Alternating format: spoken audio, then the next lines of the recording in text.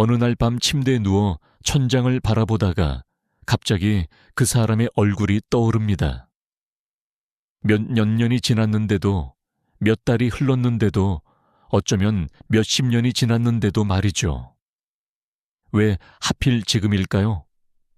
왜 내 마음 한구석에서 그 사람은 여전히 살아 숨쉬고 있는 걸까요? 당신은 스스로에게 말합니다. 이제 그만 잊어야지. 이미 끝난 일인데. 하지만 마음은 그렇게 간단하지 않습니다. 그 사람과 함께했던 순간들, 나눴던 대화들, 느꼈던 감정들이 마치 어제 일처럼 생생하게 되살아납니다. 그리고 당신은 자신에게 화가 납니다. 왜 나는 아직도 이러고 있지? 왜 나는 앞으로 나아가지 못하고 있지? 하지만 잠깐, 이것이 정말 약함의 표시일까요? 정말 당신이 부족해서 생기는 문제일까요? 아니면 여기에는 더 깊은, 더 신성한 의미가 숨어 있는 걸까요? 20세기의 위대한 정신분석학자 칼 구스타프 융은 우리에게 전혀 다른 관점을 제시합니다. 그에 따르면 당신이 계속해서 누군가를 생각한다는 것은 단순히 과거에 얽매여 있다는 뜻이 아닙니다. 오히려 그것은 당신의 무의식이 보내는 깊은 메시지일 수 있습니다. 당신의 영혼이 성장하고 완전해지기 위해 꼭 필요한 무언가를 알려주고 있는 것일지도 모릅니다. 융의 관점에서 보면 우리가 특정한 사람을 계속 생각하게 되는 이유는 그 사람 자체 때문이 아닙니다. 그보다는 그 사람을 통해 우리가 경험했던 것, 그 사람 안에서 우리가 발견했던 우리 자신의 일부분 때문입니다. 심리학에서는 이를 투사라고 부르는데 우리는 자신도 모르게 자신의 내면의 특성들을 다른 사람에게 투영하고 그 사람을 통해 우리 자신의 숨겨진 면을 만나게 되는 것입니다. 당신이 지금도 생각하는 그 사람은 어떤 사람이었나요? 당신을 웃게 했던 사람, 당신에게 안정감을 주었던 사람, 아니면 당신의 마음을 설레게 했던 사람, 혹은 당신을 깊이 이해해 주었던 사람, 그 사람이 당신에게 보여준 그 모든 특성들이 사실은 당신 안에도 존재하는 것들이라면 어떨까요? 이것이 바로 융이 말하는 아니마와 아니무스의 개념입니다. 우리 각자는 내면의 반대 성별의 원형적 이미지를 가지고 있습니다. 남성은 내면의 여성성인 아니마를, 여성은 내면의 남성성인 아니무스를 가지고 있죠. 그리고 우리는 종종 이러한 내면의 이미지를 현실의 누군가에게 투사하게 됩니다. 그래서 당신이 누군가를 만나 강렬한 끌림을 느꼈다면 그것은 단순히 그 사람이 매력적이어서가 아닐 수 있습니다. 그보다는 그 사람을 통해 당신의 내면에 잠들어 있던 무언가가 깨어났기 때문일 가능성이 높습니다. 당신 안에 잃어버린 조각, 당신이 아직 발견하지 못한 자신의 일부분을 그 사람에게서 본 것일지도 모릅니다. 이렇게 생각해 보세요. 만약 당신이 계속해서 그 사람을 떠올린다면 당신의 무의식은 아직 그 사람으로부터 배워야 할 것이 있다고 말하고 있는 것일지도 모릅니다. 그 사람과의 관계를 통해 당신이 경험한 사랑, 상처, 기쁨, 슬픔 모든 것들이 당신을 더 완전한 인간으로 만들어가는 과정의 일부라는 것입니다. 오늘 이 시간 우리는 함께 이 신비로운 마음의 여행을 떠나보려고 합니다. 왜 우리는 특정한 사람을 잊지 못하는지, 그리고 그것이 우리에게 무엇을 의미하는지를 융의 깊은 통찰을 통해 살펴보겠습니다. 당신이 지금까지 자신을 탓하며 보냈던 그 모든 시간들이 사실은 당신의 영혼이 성장하고 치유되어가는 소중한 과정이었다는 것을 발견하게 될 것입니다. 인간의 마음이라는 것은 정말 신비롭습니다.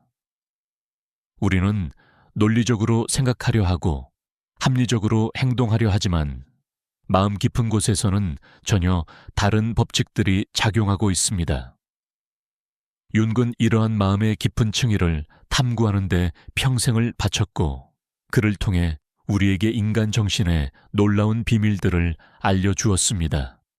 당신이 계속해서 누군가를 생각한다는 것, 그것은 결코 당신의 약함이 아닙니다.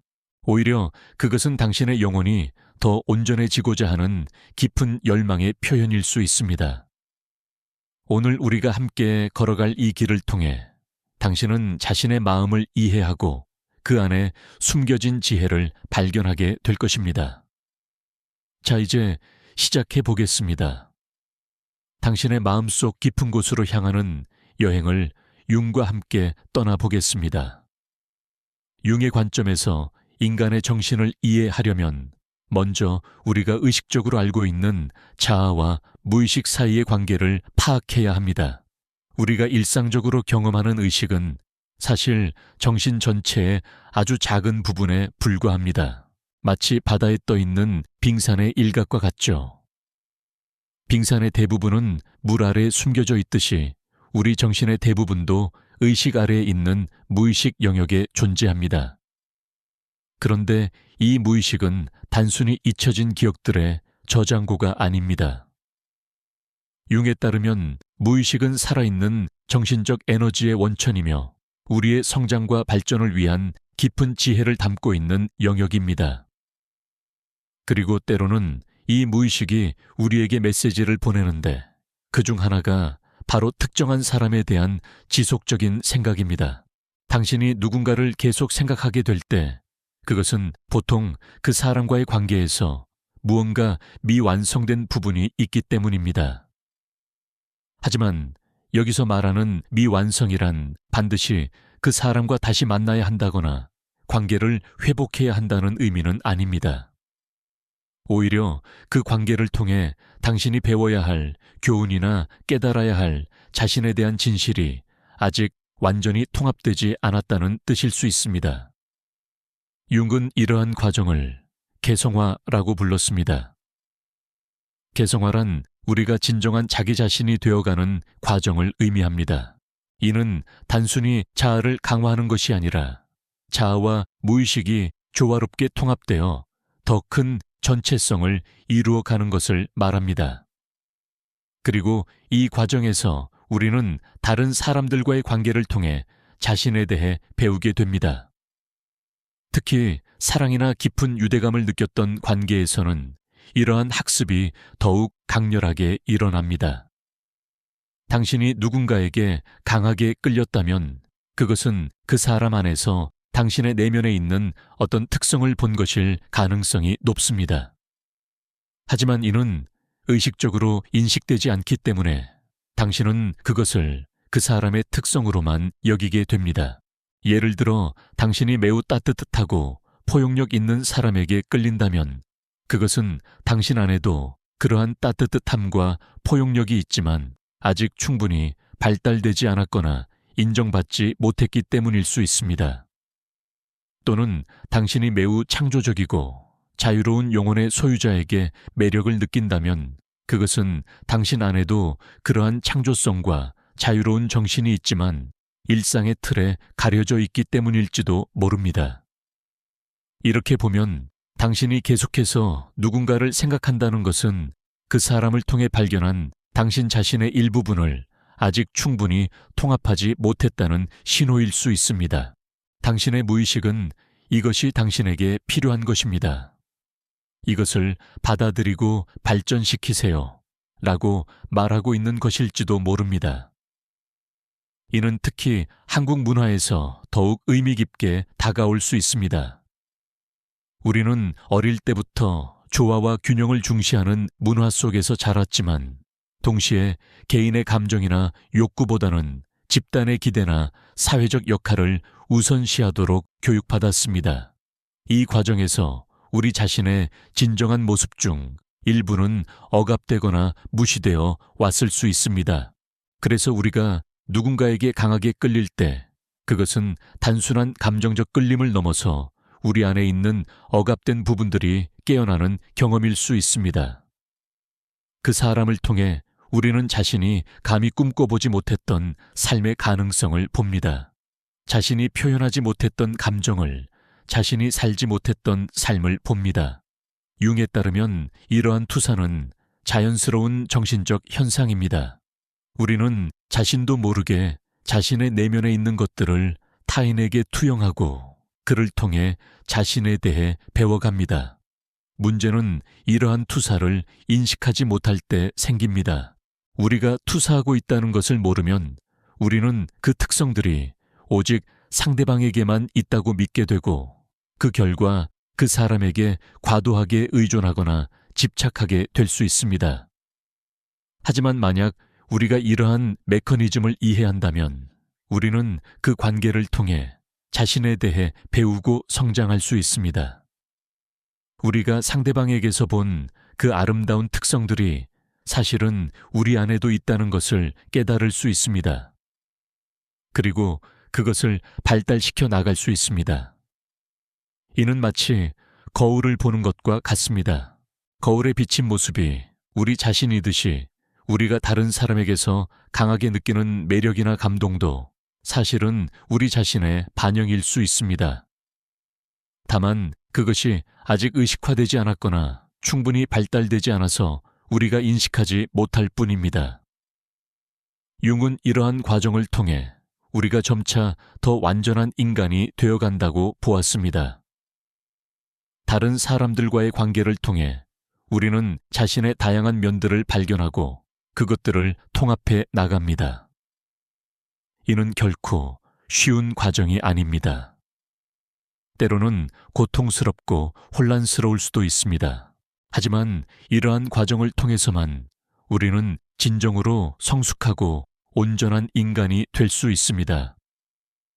그렇다면 당신이 계속해서 누군가를 생각한다는 것은 어떤 의미일까요? 그것은 당신의 개성화 과정이 아직 진행 중이라는 뜻일 수 있습니다. 그 사람과의 관계를 통해 당신이 발견한 자신의 일부분을 아직 완전히 받아들이고 통합하지 못했기 때문에 당신의 무의식이 계속해서 그것을 상기시키고 있는 것일지도 모릅니다.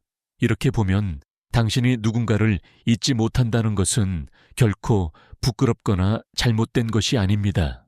오히려 그것은 당신이 더 완전한 인간이 되어가는 자연스러운 과정의 일부입니다. 중요한 것은 이러한 생각들을 억압하거나 무시하려 하지 말고 그것이 당신에게 무엇을 말하려 하는지 귀 기울여 보는 것입니다. 그 사람을 생각할 때 당신은 어떤 감정을 느끼나요? 그리움 후에 아니면 따뜻함, 그 감정들 속에는 당신 자신에 대한 중요한 메시지가 숨어 있을 수 있습니다. 그 사람과 함께 있을 때 당신은 어떤 모습이었나요? 더 자유로웠나요? 더 창조적이었나요? 더 따뜻했나요? 그 모습들이 바로 당신이 발달시켜야 할 자신의 면들일 수 있습니다. 융의 또 다른 중요한 개념 중 하나는 그림자입니다. 그림자란 우리가 받아들이기 어려워하거나 부정하고 싶어하는 자신의 면들을 말합니다. 하지만 그림자 역시 우리 정신의 중요한 일부이며 그것을 인정하고 통합할 때 우리는 더 온전한 인간이 될 수 있습니다. 때로는 우리가 누군가에게 강하게 끌리는 이유가 그 사람이 우리의 그림자를 대표하기 때문일 수도 있습니다. 예를 들어 매우 질서정연하고 계획적인 삶을 살아온 사람이 자유분방하고 즉흥적인 사람에게 끌리는 경우를 생각해 볼 수 있습니다. 이때 그 자유분방함은 그 사람이 억압해온 자신의 그림자일 수 있습니다. 혹은 반대의 경우도 있을 수 있습니다. 매우 감정적이고 충동적인 사람이 차분하고 이성적인 사람에게 끌리는 것은 그 차분함이 그 사람에게 필요한 균형을 제공하기 때문일 수 있습니다. 이렇게 우리는 종종 자신에게 부족한 것이나 억압된 것을 가진 사람에게 끌리게 됩니다. 이러한 관점에서 보면 당신이 계속해서 누군가를 생각하는 것은 그 사람이 당신의 전체성을 위해 필요한 무언가를 상징하기 때문일 수 있습니다. 그것이 당신이 발달시켜야 할 특성일 수도 있고 당신이 받아들여야 할 그림자일 수도 있습니다. 중요한 것은 이러한 투사를 인식하는 것입니다. 당신이 그 사람에게서 본 그 특성이나 매력이 사실은 당신 안에도 있다는 것을 깨닫는 것입니다. 그리고 그것을 상대방에게만 의존하지 말고 자신 안에서 발달시켜 나가는 것입니다. 이는 쉽지 않은 과정입니다. 우리는 종종 자신의 투사를 인정하기보다는 상대방이 특별하다고 믿고 싶어 합니다. 그 사람만이 그런 특성을 가지고 있고 자신은 그렇지 않다고 생각하는 것이 더 편할 수 있습니다. 하지만 이는 결국 자신의 성장을 제한하는 결과를 낳습니다. 융에 따르면 진정한 성숙은 이러한 투사들을 하나씩 거두어 들이는 것입니다. 우리가 다른 사람들에게 투영했던 우리 자신의 면들을 다시 찾아와 통합하는 것입니다. 이를 통해 우리는 다른 사람들에 대한 의존을 줄이고 더 독립적이고 완전한 인간이 될 수 있습니다. 하지만 이것이 다른 사람들과의 관계를 부정하거나 고립되어 살라는 의미는 아닙니다. 오히려 진정한 투사의 철회는 더 건강하고 균형 잡힌 관계를 가능하게 합니다. 우리가 상대방에게 자신의 미완성된 부분을 투사하지 않을 때 우리는 그 사람을 있는 그대로 볼 수 있고 더 진정한 사랑과 이해를 나눌 수 있습니다. 이러한 관점에서 볼 때 당신이 누군가를 계속 생각한다는 것은 두 가지 메시지를 담고 있을 수 있습니다. 첫째, 당신은 그 관계를 통해 자신에 대해 배워야 할 것이 있다는 것입니다. 둘째, 당신은 그 사람에게 투사했던 자신의 특성들을 찾아와 통합해야 한다는 것입니다. 이는 결코 하룻밤 사이에 일어나는 일이 아닙니다. 개성화는 평생에 걸친 과정이며 때로는 수년 수십 년이 걸릴 수도 있습니다. 하지만 이 과정을 통해 우리는 점차 더 온전하고 진정한 자기 자신이 되어갑니다. 그렇다면 구체적으로 우리는 어떻게 이러한 과정을 진행할 수 있을까요? 먼저 자신이 그 사람에게서 무엇을 보았는지, 무엇에 끌렸는지를 솔직하게 탐구해 봐야 합니다. 그 사람의 어떤 면이 당신을 매료시켰나요? 그 사람과 함께 있을 때 당신은 어떤 감정을 느꼈나요? 그 사람은 당신에게 어떤 가능성을 보여주었나요? 이러한 질문들에 대한 답을 찾아가면서 당신은 그 특성들이 사실은 당신 안에도 있다는 것을 점차 깨달아 갈 수 있습니다. 예를 들어 그 사람이 매우 유머러스했다면 당신 안에도 그러한 유머 감각이 있을 수 있습니다. 다만 그것이 충분히 발달되지 않았거나 표현되지 않았을 뿐입니다.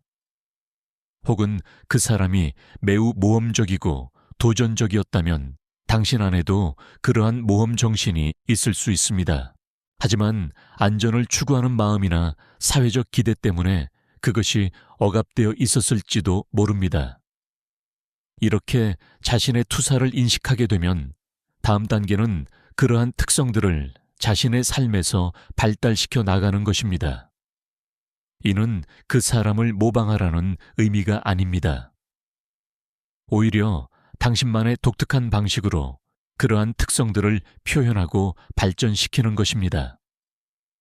예를 들어 당신이 누군가의 창조성에 끌렸다면 당신도 자신만의 방식으로 창조적인 활동을 시작해 볼 수 있습니다. 글쓰기, 그림 그리기, 음악, 요리, 정원, 가꾸기 등 어떤 형태든 상관없습니다.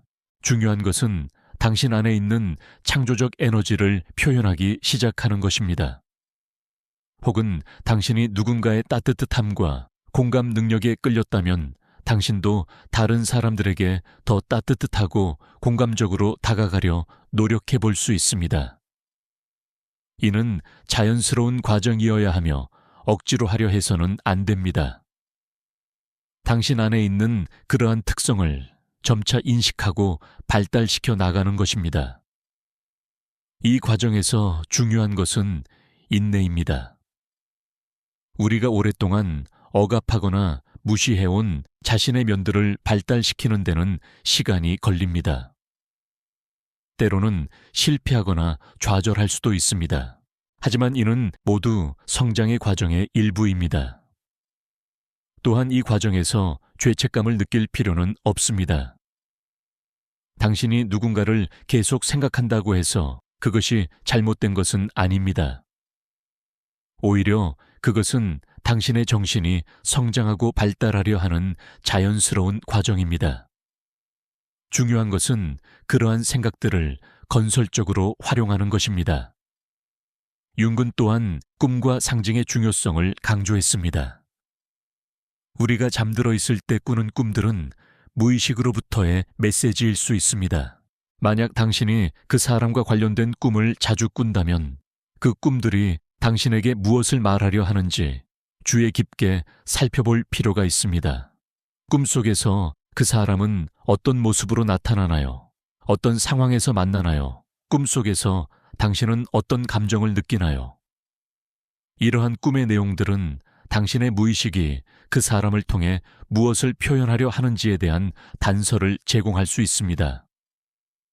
예를 들어 꿈속에서 그 사람이 당신을 어떤 새로운 장소로 안내한다면 그것은 당신이 자신의 새로운 면을 탐구해야 한다는 메시지일 수 있습니다.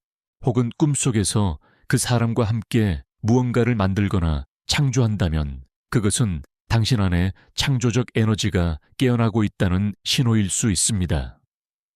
하지만 꿈 해석에서 중요한 것은 정해진 답을 찾으려 하지 말고 꿈이 당신 개인에게 어떤 의미를 갖는지 탐구하는 것입니다. 같은 꿈이라도 사람마다 다른 의미를 가질 수 있기 때문입니다. 이러한 과정을 통해 당신은 점차 그 사람에 대한 생각의 의미를 이해하게 될 것입니다. 그리고 그 이해를 바탕으로 자신의 삶을 더 풍요롭고 의미 있게 만들어갈 수 있을 것입니다. 융의 분석 심리학에서 매우 중요한 개념 중 하나는 공시성입니다. 공시성이란 의미 있는 우연의 일치를 말합니다.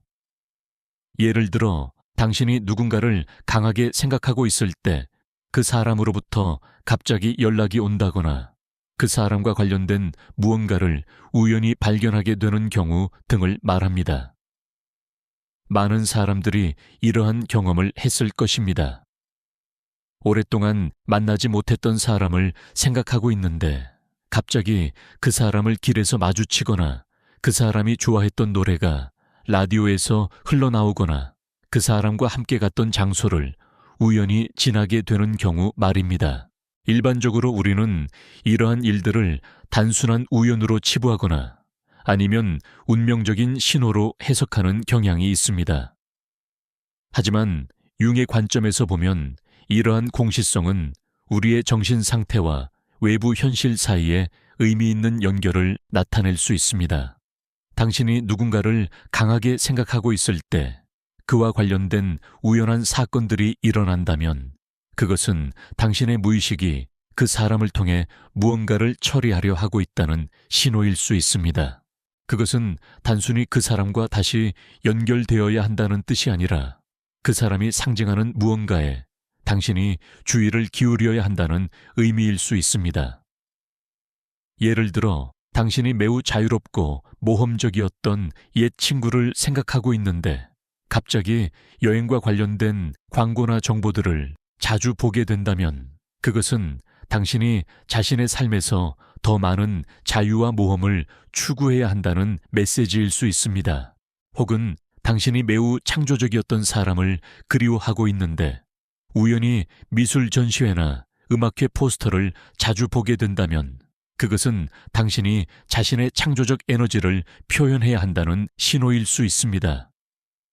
이러한 공시성을 경험할 때 중요한 것은 그것을 맹목적으로 따르거나 운명으로 받아들이는 것이 아니라 그것이 당신에게 무엇을 말하려 하는지 성찰해 보는 것입니다. 그러한 우연들이 당신의 내면에서 일어나고 있는 변화나 성장의 과정과 어떤 연관이 있는지 탐구해 보는 것입니다. 융은 또한 원형이라는 개념을 통해 인간 정신의 깊은 층위를 설명했습니다. 원형이란 인류가 공통으로 가지고 있는 근본적인 정신적 패턴들을 말합니다. 어머니, 아버지, 영웅, 현자, 연인 등과 같은 보편적인 인물 형태들이 그 예입니다. 우리가 누군가에게 강하게 끌릴 때 그 사람이 우리에게 특정한 원형을 활성화시키기 때문일 수 있습니다. 예를 들어 어떤 사람이 우리에게 깊은 지혜와 안정감을 준다면 그 사람은 우리 안에 현자 원형을 자극하는 것일 수 있습니다. 혹은 어떤 사람이 우리에게 강한 보호 본능을 불러일으킨다면 그 사람은 우리 안에 어머니 또는 아버지 원형과 연결되어 있을 수 있습니다. 이렇게 보면 우리가 특정한 사람을 계속 생각하는 것은 그 사람이 우리 안에 특정한 원형을 대표하기 때문일 수 있습니다. 그리고 우리의 무의식은 그 원형이 상징하는 에너지나 특성을 우리 삶에 더 많이 통합시키라고 말하고 있는 것일지도 모릅니다. 예를 들어 당신이 매우 용감하고 모험적인 사람을 계속 생각한다면 그것은 당신 안에 영웅 원형이 활성화되어야 한다는 신호일 수 있습니다. 당신도 자신의 삶에서 더 용감해지고 새로운 도전을 받아들여야 할 때가 온 것일지도 모릅니다. 혹은 당신이 매우 지혜롭고 깊이 있는 사람을 그리워한다면 그것은 당신 안에 현자 원형이 발달되어야 한다는 메시지일 수 있습니다. 당신도 더 많은 지식을 쌓고 깊은 성찰을 통해 지혜를 기르려 노력해야 할 때인 것일지도 모릅니다. 이러한 관점에서 볼 때 당신이 누군가를 잊지 못한다는 것은 결코 단순한 집착이나 미련이 아닙니다. 오히려 그것은 당신의 정신이 더 완전해지고자 하는 깊은 충동의 표현일 수 있습니다. 하지만 여기서 중요한 것은 그 원형의 에너지를 상대방에게만 투사하지 말고 자신 안에서 발달시켜 나가는 것입니다. 당신이 누군가의 지혜에 끌린다면 당신도 지혜로워질 수 있습니다. 당신이 누군가의 용기에 감동받는다면 당신도 용기 있는 사람이 될 수 있습니다. 이는 그 사람을 모방하라는 의미가 아닙니다. 각자는 고유한 방식으로 이러한 원형적 에너지들을 표현할 수 있습니다. 중요한 것은 그 에너지를 자신의 것으로 만들어 가는 것입니다. 융은 또한 남성과 여성이 각각 내면에 반대 성별의 원형을 가지고 있다고 보았습니다. 남성은 아니마라고 불리는 내면의 여성성을, 여성은 아니무스라고 불리는 내면의 남성성을 가지고 있다는 것입니다. 우리가 이성에게 강하게 끌릴 때 그것은 종종 그 사람이 우리의 아니마나 아니무스를 자극하기 때문입니다. 남성이 어떤 여성에게 강하게 끌린다면 그 여성은 그의 내면의 아니마와 닮은 면이 있을 수 있습니다. 마찬가지로 여성이 어떤 남성에게 매력을 느낀다면 그 남성은 그녀의 내면의 아니무스를 상징할 수 있습니다. 하지만 이러한 끌림이 건강한 관계로 발전하려면 우리는 자신의 아니마나 아니무스를 인식하고 발달시켜야 합니다.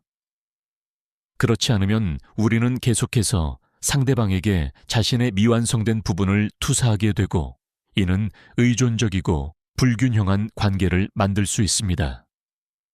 예를 들어 한 남성이 매우 직관적이고 감성적인 여성에게 끌린다면 그것은 그의 아니마가 그러한 특성을 가지고 있기 때문일 수 있습니다.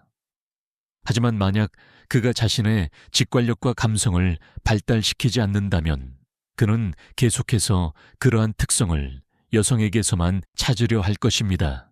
반대로 한 여성이 매우 논리적이고 결단력 있는 남성에게 끌린다면 그것은 그녀의 아니무스가 그러한 특성을 가지고 있기 때문일 수 있습니다.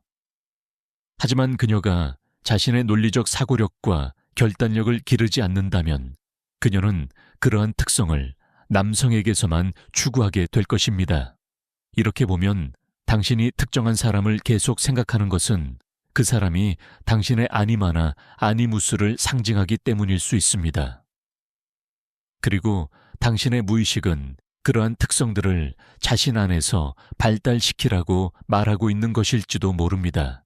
이는 특히 한국의 전통적인 성격할 문화에서 자란 사람들에게 중요한 의미를 가질 수 있습니다.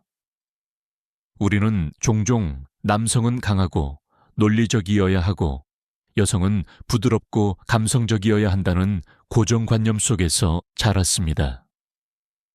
이 과정에서 많은 남성들이 자신의 감성적이고 직관적인 면을 억압하고 많은 여성들이 자신의 논리적이고 독립적인 면을 억압해 왔을 수 있습니다. 그래서 우리가 반대 성별의 누군가에게 강하게 끌릴 때 그것은 우리 안에 있는 억압된 면들이 깨어나는 경험일 수 있습니다. 그 사람을 통해 우리는 자신이 표현하지 못했던 자신의 일부분을 봅니다. 하지만 진정한 성숙과 완성은 이러한 특성들을 상대방에게서만 찾는 것이 아니라 자신 안에서 발달시키는 것입니다. 남성도 자신의 감성적이고 직관적인 면을 기를 수 있고 여성도 자신의 논리적이고 독립적인 면을 발전시킬 수 있습니다. 이는 성별의 경계를 없애거나 성차를 부정하자는 의미가 아닙니다. 오히려 각자가 자신 안에 있는 다양한 가능성들을 인정하고 발달시킴으로써 더 완전하고 균형 잡힌 인간이 되자는 것입니다. 융은 이러한 과정을 통해 우리가 전체성을 향해 나아간다고 보았습니다. 전체성이란 우리 안의 모든 면들이 조화롭게 통합된 상태를 말합니다. 의식과 무의식, 남성적 특성과 여성적 특성 빛과 그림자 등이 모두 균형을 이루는 상태입니다. 이러한 전체성을 이루는 것은 평생의 과업입니다. 그리고 이 과정에서 다른 사람들과의 관계는 매우 중요한 역할을 합니다. 우리는 다른 사람들을 통해 자신에 대해 배우고 자신의 미완성된 부분들을 발견하고 발달시켜 나갑니다. 그렇다면 당신이 계속해서 누군가를 생각한다는 것은 이러한 전체성을 향한 여정의 일부일 수 있습니다. 그 사람은 당신에게 자신의 어떤 면을 보여주었고 당신은 아직 그 면을 충분히 통합하지 못했기 때문에 무의식이 계속해서 그것을 상기시키고 있는 것일지도 모릅니다.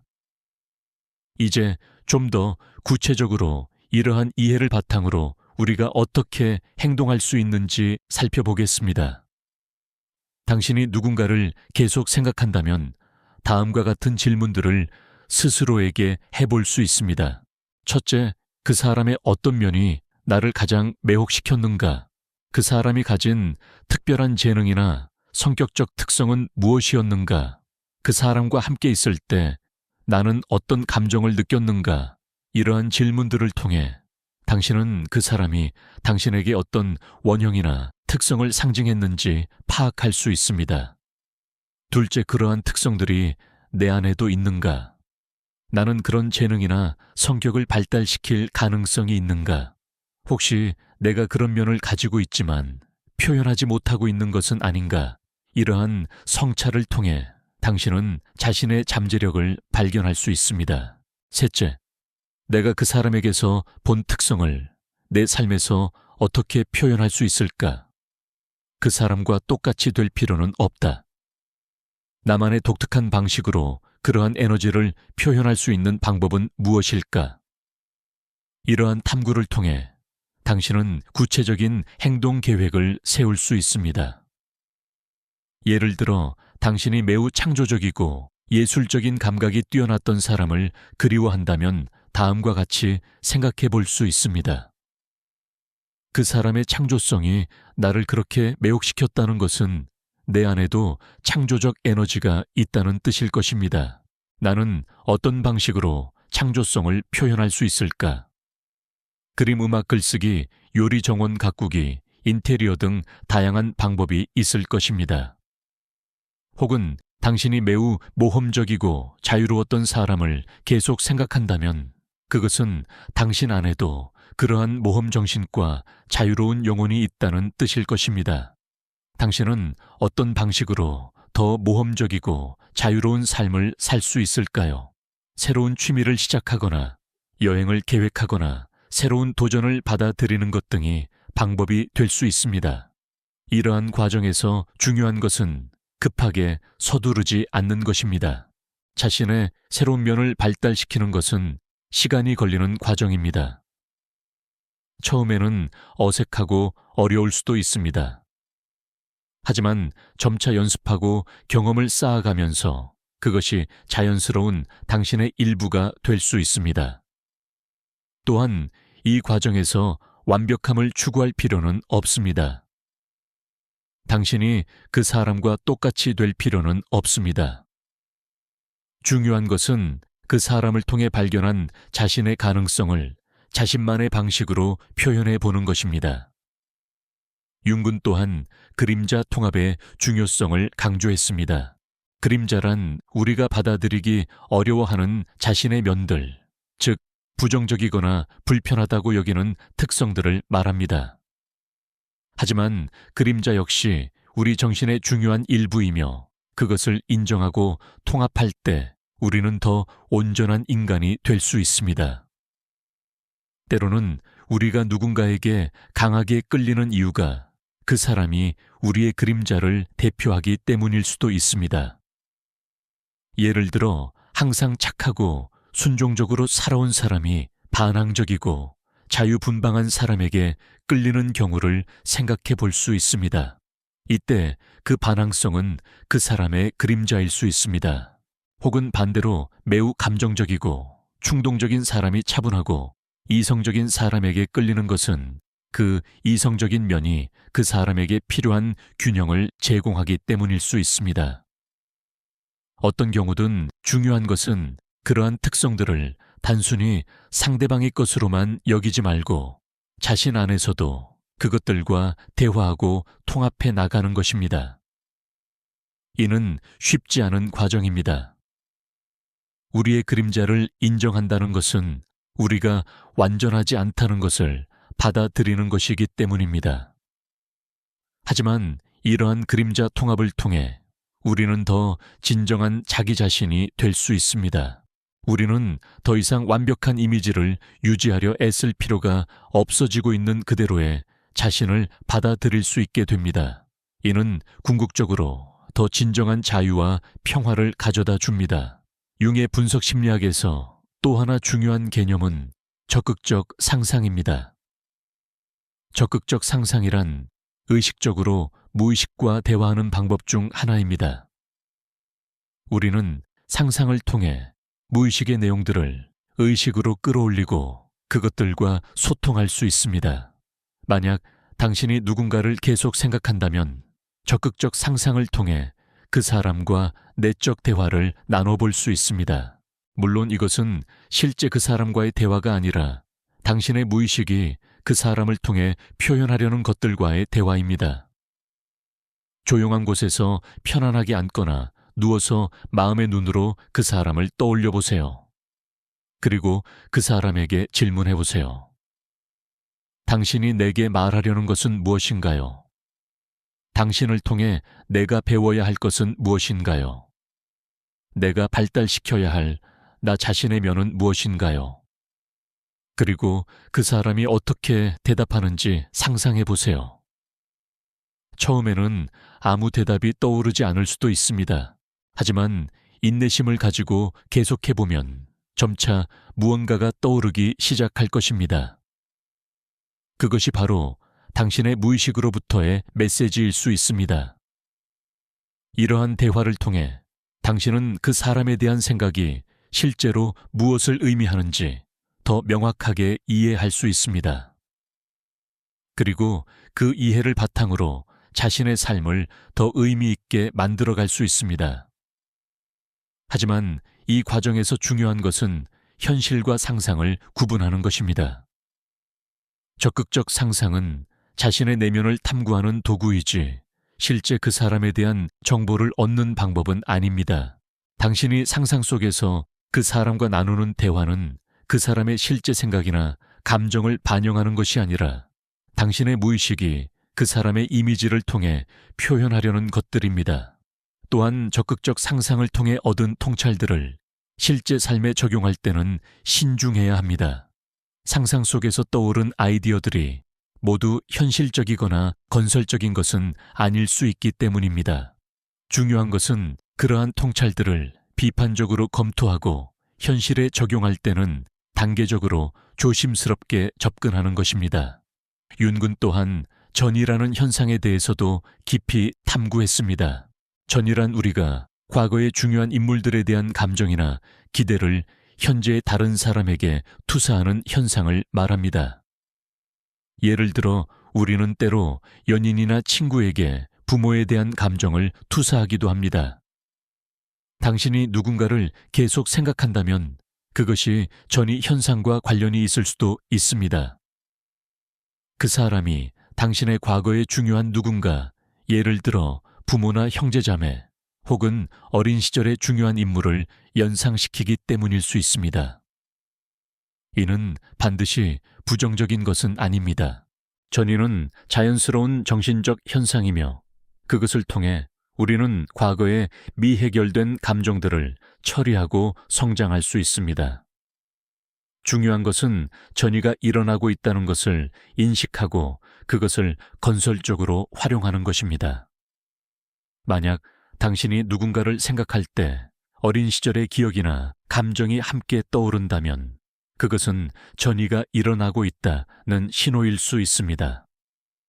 이때 중요한 것은 그러한 과거의 감정들을 현재 그 사람에게만 투사하지 말고 그것들을 직접적으로 다루는 것입니다. 예를 들어 당신이 누군가를 그리워하면서 동시에 어린 시절 떠나간 가족에 대한 슬픔이 떠오른다면 그 슬픔을 그 사람에 대한 그리움으로만 여기지 말고 과거의 상실에 대한 슬픔으로도 인정하고 처리해야 합니다. 이러한 과정을 통해 당신은 과거의 미해결된 감정들을 치유하고 현재의 관계들을 더 명확하고 건강하게 볼 수 있게 됩니다. 융의 관점에서 볼 때 우리가 누군가를 잊지 못한다는 것은 종종 그 관계가 우리에게 원형적 의미를 가지기 때문입니다. 즉, 그 사람이